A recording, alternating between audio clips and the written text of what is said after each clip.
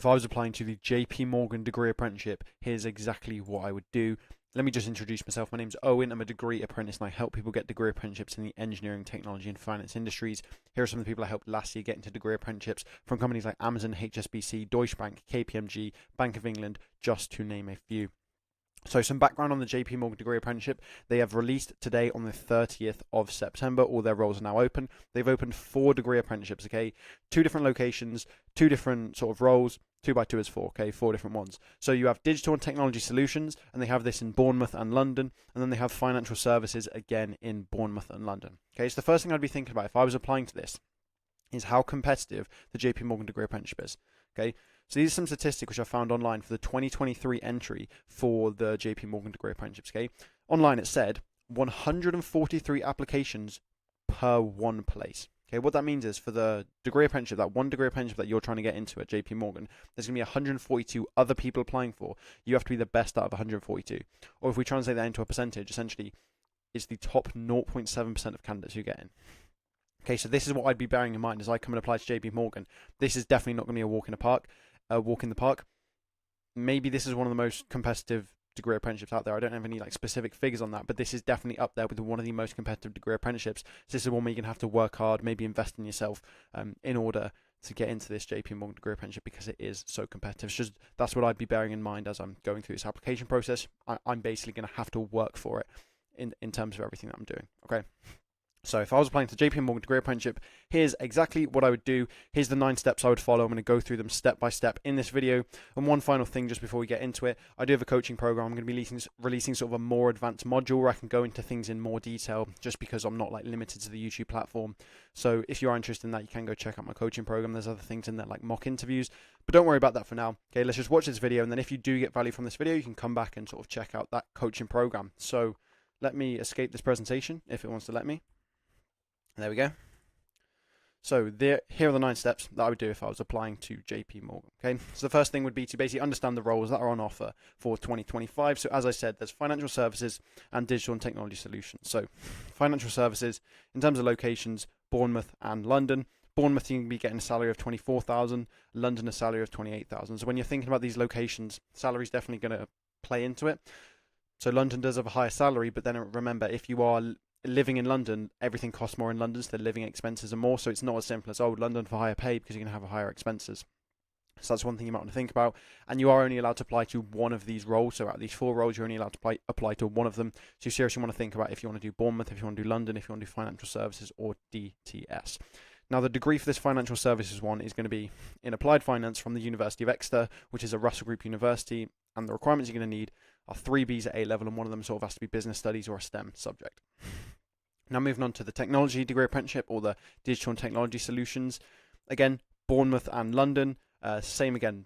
Bournemouth salary is going to be 24,000 and the London salary is going to be 28,000. Now with this location for the DTS degree apprenticeship, you're going to have to do a bit more thinking about it because it depends on the sort of role that you might want to take on.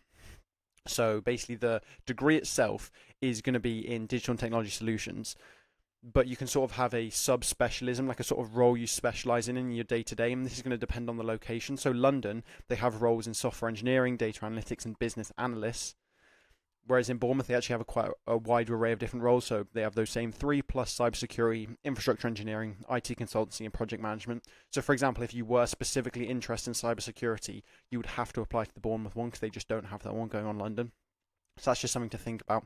If you want to know more about these roles and what like these different roles means, like data analytics, business analysis, and analysis, I'll go put up a video in the top right where I sort of explain what these different roles mean. So that might help you sort of choosing when it comes to which location you want to do for this DTS. Now finally with the requirements, again it's 3 Bs at A levels, and that's to include one sort of maths, computing or IT based subject. Okay, so here's what I'd be doing next. Okay, I'd be thinking about work experience. Now, ideally, I would have some work experience already, which I've sort of got it ready for this application. But if not, I would make sure, like, sort of as a last-minute emergency, I would get some virtual work experience right now.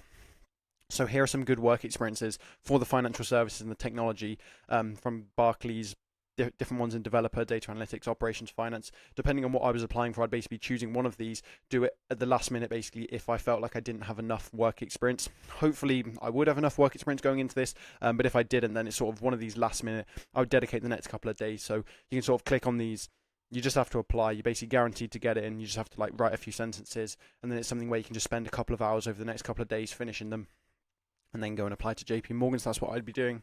Another one here, which is for this Mazars. Depend on when you're watching that video, it may or may not be open. So I think this actual program starts on the 14th of October. So if you're watching this like straight away at the start of October, then you won't be able to do this one just yet. But if you're watching this video a bit later, like November 2024, then you'll be able to do this one here. Okay, so that's what I'd be doing if I didn't think my work experience was there. This is like sort of an emergency step. If I think I could do with more work experience, maybe if I only have 1 or 2, because when I was applying to my degree apprenticeships, I'd always be using 3, 4, even 5 work experiences. If you've only got 1 or 2, then I would probably be bumping it up with another one of these, which I'd do really quickly in the next couple of days. Okay, another thing is, I'd think about, have I done a massive open online course, otherwise known as a MOOC, okay? These are really good because they show that you have a willingness to learn, okay? That you are driven, that you're proactive, okay? These are actually qualities which I'm going to talk about a bit later. JP Morgan are specifically looking for things like willingness to learn, okay, and being driven. A MOOC really shows this because you've gone out your way to sort of complete this course, learn extra things, etc. So it looks really good. So if I've already done a MOOC in finance, perfect. I'm going to put that down in my application. If I've already done a MOOC on technology, software engineering, cybersecurity, whatever, perfect. I'm going to put that down. However, I would just assess, have I done a MOOC which is going to be relevant to this JP Morgan one? If not, then I would start a relevant MOOC right now. Okay, and preferably one which is less than 8 hours. You can do some MOOCs which are like 100 hours or something. That's just completely unrealistic. So go and find a MOOC which is less than 8 hours. The websites you can use are Coursera, edX, and FutureLearn. By the way, this Notion document here, with all the steps and all the links, it's going to be in the description. So you can just come here and click straight onto these, and that'll help.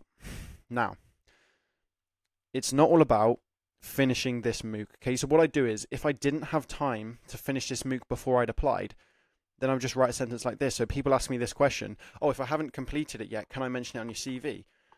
Well, you can mention anything you want on your CV, just don't lie. Okay, so don't just put on your CV, I've completed this da-da-da-da-da MOOC, because that would be lying if you haven't completed it.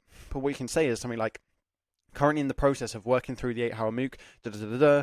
So far, I've learned about key things such as da-da-da, and then link it to some key skills like time management. Okay, so that's sort of like a sample thing which you can use in your CV. Okay, and that's what you want to put. So ideally, of course, you've already done a MOOC and you could put that down perfectly. But if you haven't done a MOOC, start one right now. Okay, get like a decent amount into it, and then go on your CV and say that you're currently in the process. That's absolutely fine. You're not lying about anything. You'd only be lying if you said, oh, I've 100% completed this thing, when you haven't. Okay, just be honest. Say you're currently in the process of working it through, or if you do manage to complete it before you end up applying, then absolutely fine. You can just say that you've done this course. Okay, so that's what I'd recommend though. If anyone's still in the process of doing that MOOC, same with this work experience one, you can start the work experience and then just say, currently doing this work experience. So far, I've learned this and da da da.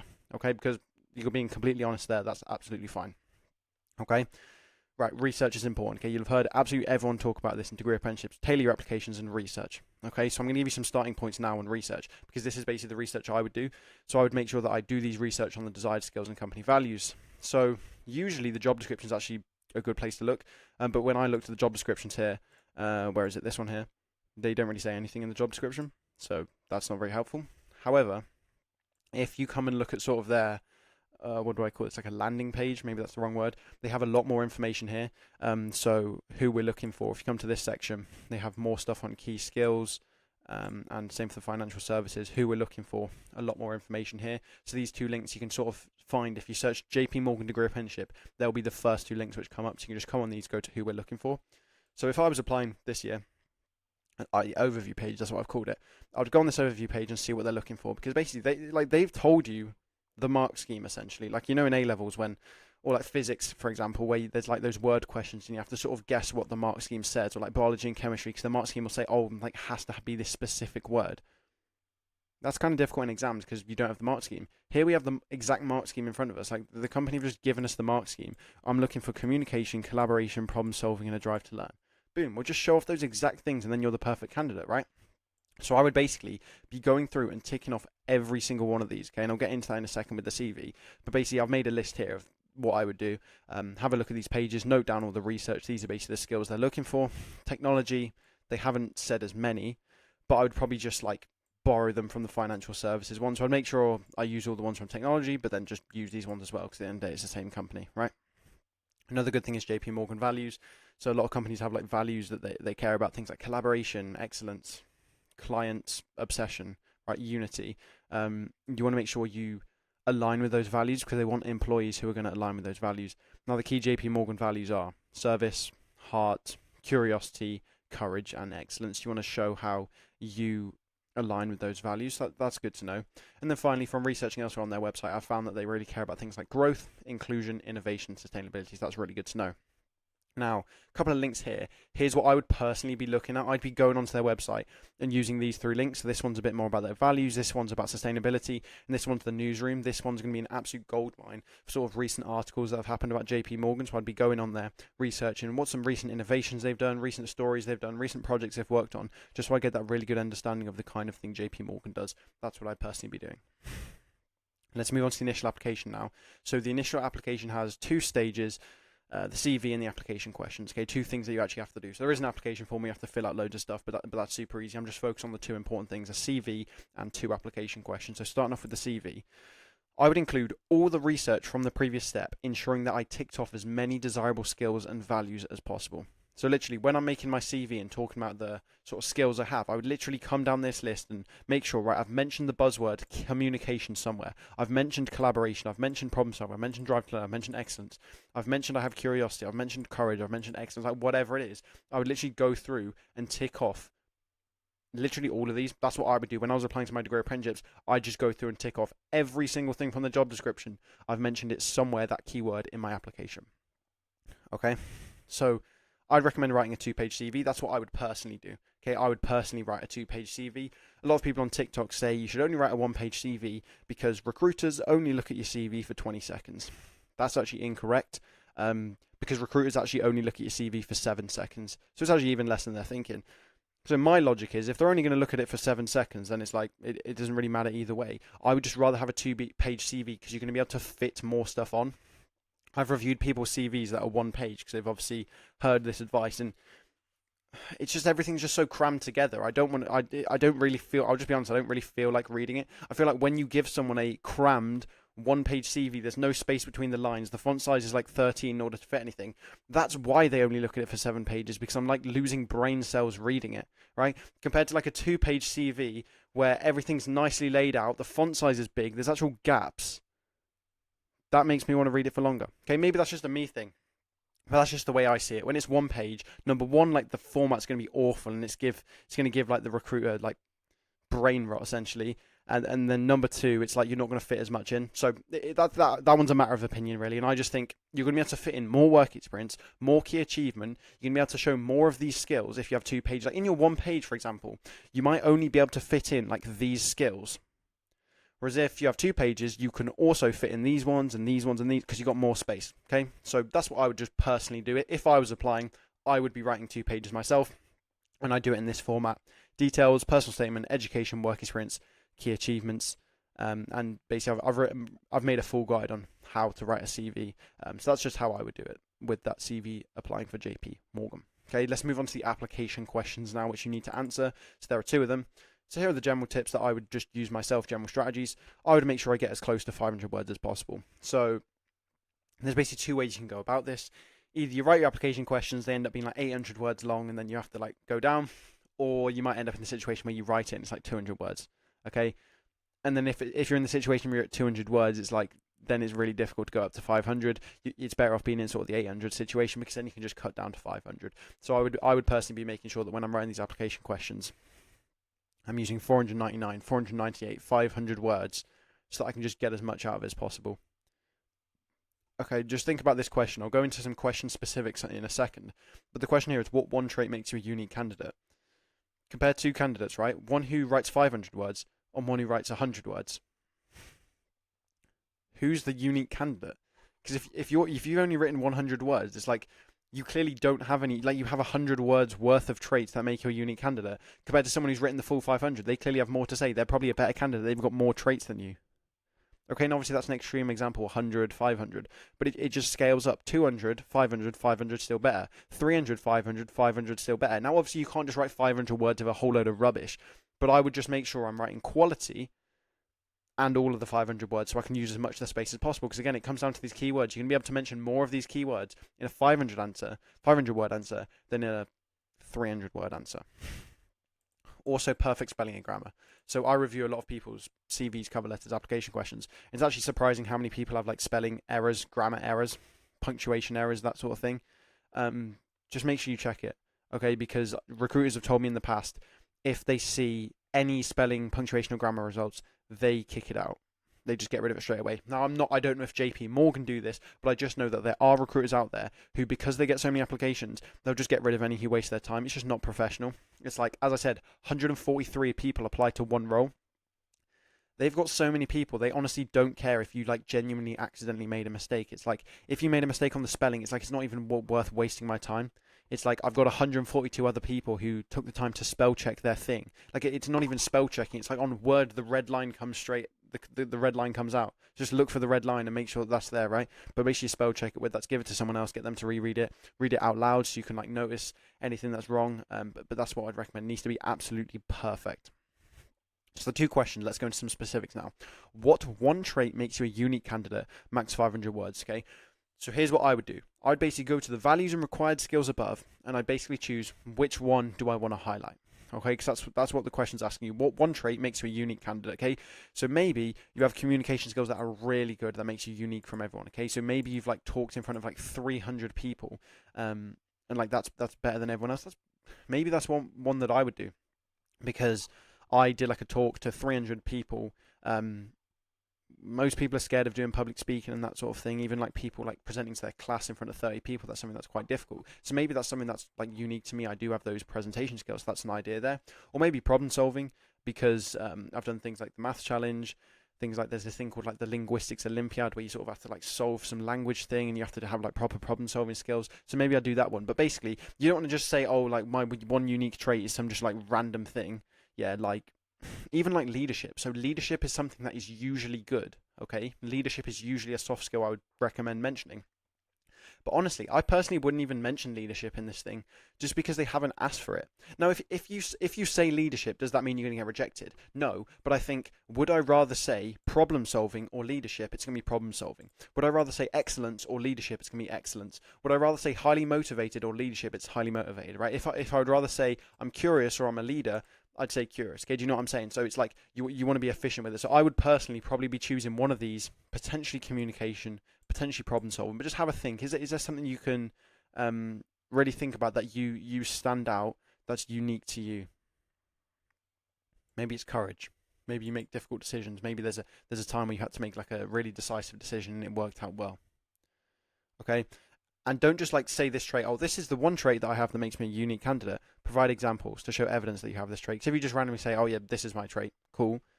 But tell me about a time that trait, like you used that trait and you got a good result. Okay, talk about what you did. What was the result? Okay, provide examples to show evidence that I have this trait. That's what I would be doing. Next question.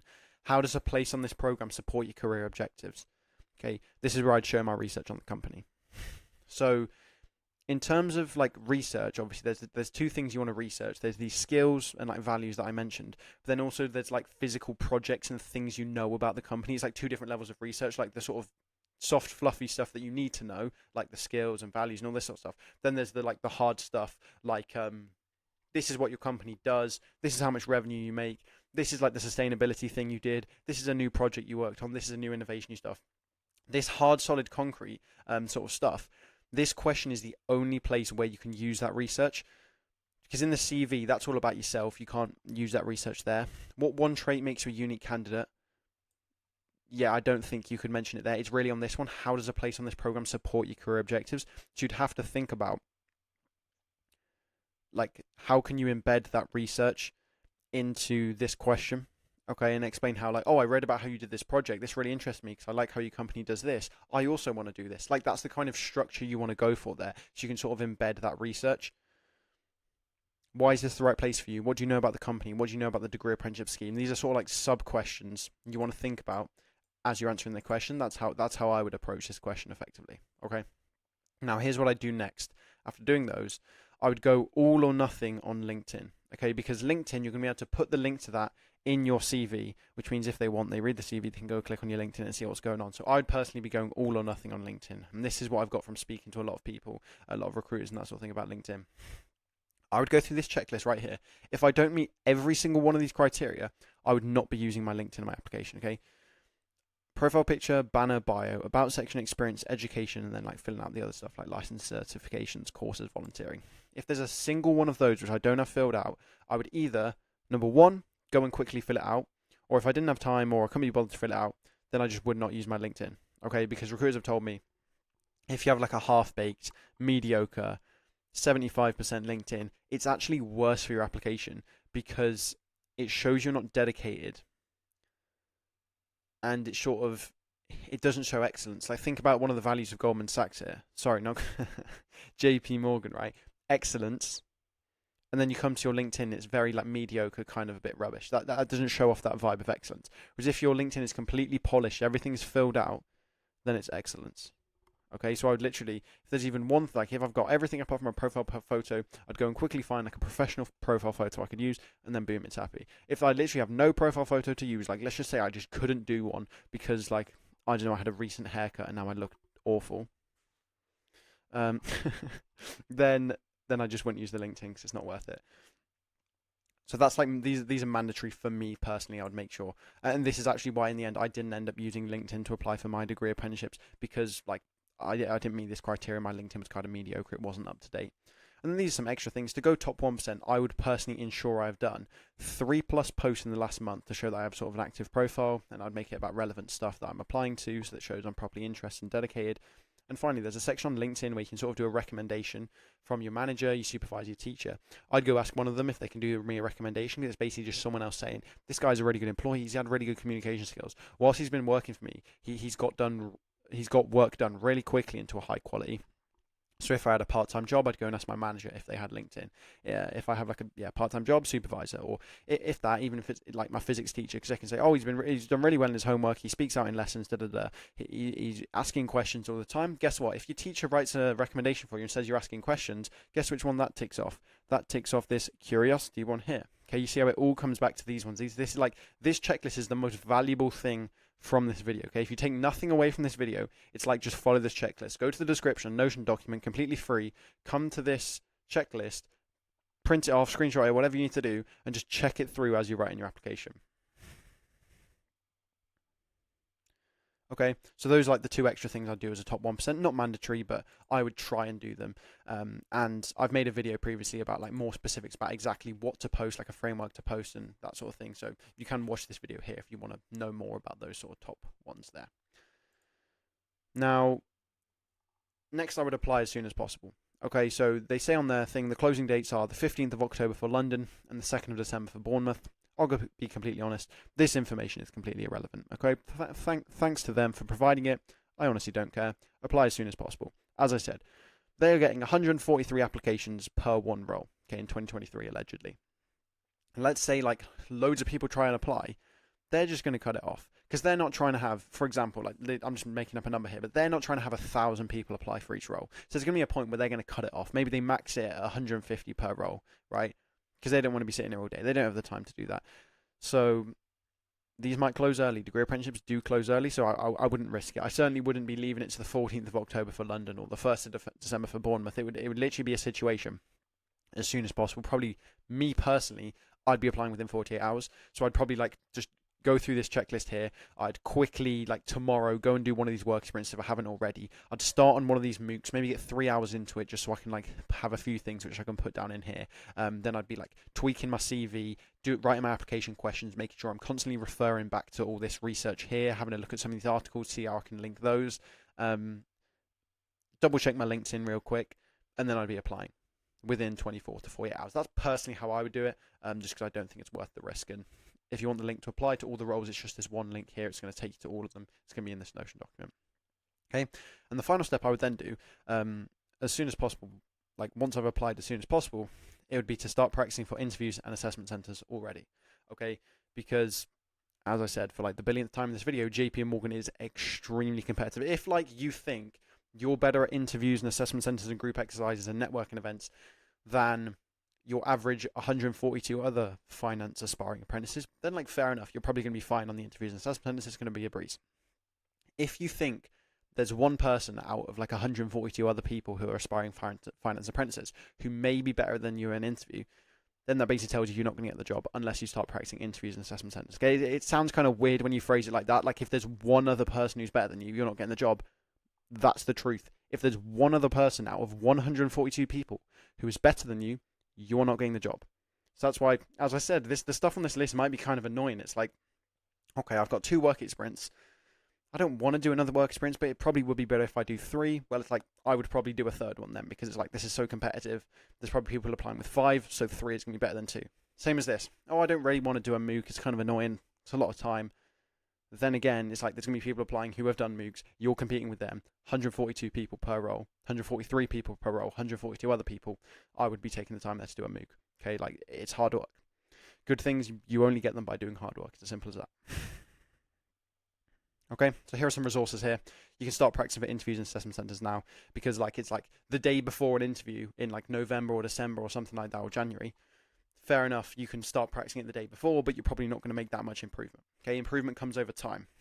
Okay, imagine you're, I don't know, learning skiing, right? You're not going to like have a skiing lesson and then literally like the next day you're like black run, like moguls, ice, like skiing down Mount Everest, right? It's not going to happen, right? You're going to do a whole bunch of skiing lessons, then you go on a couple of skiing holidays where you're doing like blue runs, then red runs, then like you're going to start black runs, and then eventually you're going to master black runs, right? So it's like I've done skiing, I've been on like 3 skiing holidays over the year. It's like the first one was mainly focusing on reds. The second one, reds with a bit of blacks. The third one's reds and like quite a good number of blacks, but I'm still nowhere near mastering blacks. Like they were super hard when I was doing blacks. You're not going to go there straight away. It's the exact same with interviews. You don't want to leave it to like the day before or even the week before. I would genuinely recommend start practicing now from September, October, November. So whenever those interviews happen, November, December, January, February, you've had months of preparation. Hopefully you're a killer at the interview and you can beat 142 people. Okay, so there's some resources here which you can click on, which should help with interviews and assessment centers and that sort of thing. So there we go. Those are the 9 steps covered, essentially, that I would follow if I was applying to JP Morgan. I hope you've got value out of this video. And if you have got value out of this video, then I just say, have a check in the description. There's a link to my coaching program. I'm going to be doing a more advanced module where I talk more about JP Morgan. And there's also other bonuses there, like mock interviews and exclusive courses, one-to-one messaging with me. So if you did get value from this video and you want more like this to help you with the career apprenticeship application process, you can go and click that link in the description. Hope this video has helped. Thanks for watching, and I'll see you later. Peace out. Good luck with your application.